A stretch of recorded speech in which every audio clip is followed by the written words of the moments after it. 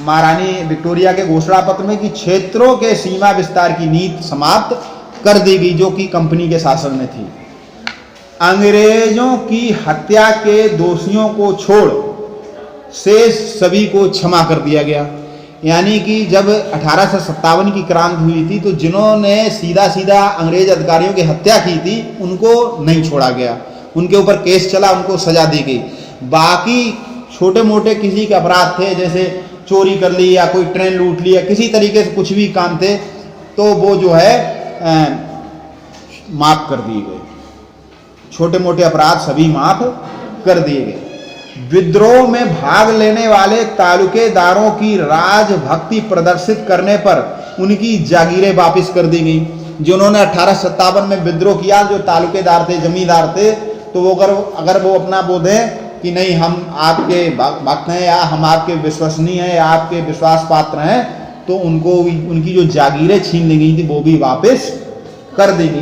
ये जब कब 1857 क्रांति के बाद, जब विक्टोरिया का शासन, उन्होंने बिना भेदभाव के योग्यता के आधार पर सरकारी सेवा में भर्ती करने का वचन दिया गया। देखिए इनमें से कुछ ऐसे भी थे जो बाद में माने गए या उससे नहीं भी माने गए, लेकिन उनके उसमें था क्या था कि पहले क्या था कि भारतीयों को कम वेतन दिया जाता था या फलानी परीक्षा में भारतीय नहीं लिए जा सकते, लेकिन अब क्या कर दिया कि कोई भी परीक्षा होगी तो उसमें कोई भी भेदभाव नहीं होगा।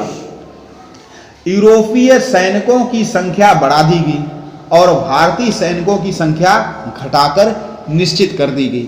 क्यों? क्योंकि 1857 की जो क्रांति हुई थी वो कहाँ से हुई थी? बैरकपुर की घटना से।